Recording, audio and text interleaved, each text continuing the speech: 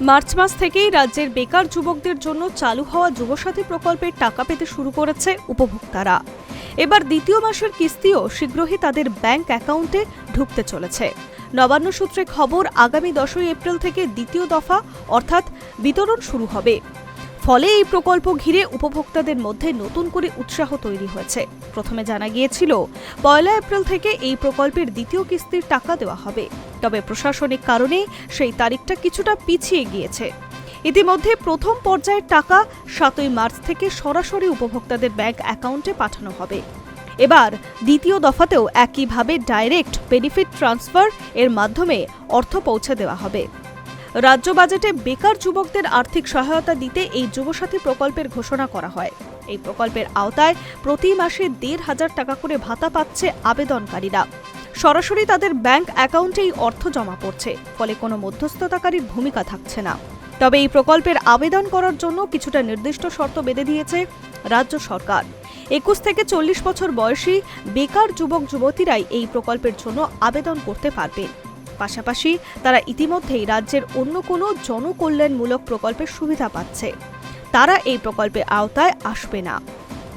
প্রকল্পের ঘোষণার সময় জানানো হয়নি, এপ্রিল মাস থেকে এই সুবিধা কার্যকর হবে।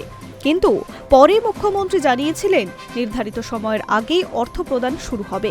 ধর্মতলা মেট্রো চ্যানেলে এসআইআর এর প্রতিবাদ মঞ্চে তিনি জানান 7 মার্চ থেকে উপভোক্তাদের অ্যাকাউন্টে টাকা ঢুকতে শুরু করবে।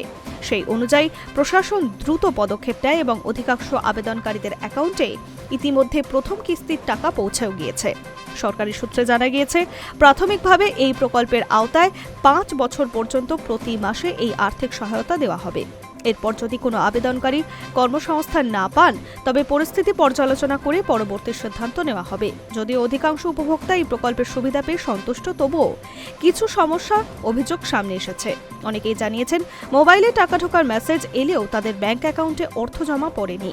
এই বিষয়টি নিয়ে উদ্বেগ তৈরি হয়েছে।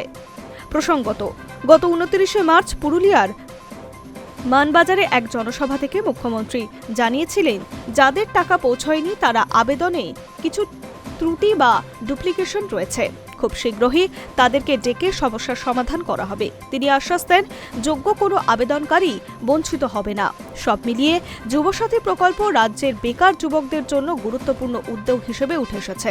দ্বিতীয় কিস্তি অর্থাৎ টাকা বিতরণ হলে বেশি সংখ্যক মানুষ এতে সুবিধা পাচ্ছেন এবং পরে সুবিধা পাবেন বলে আশাবাদী প্রশাসন। Hi News network.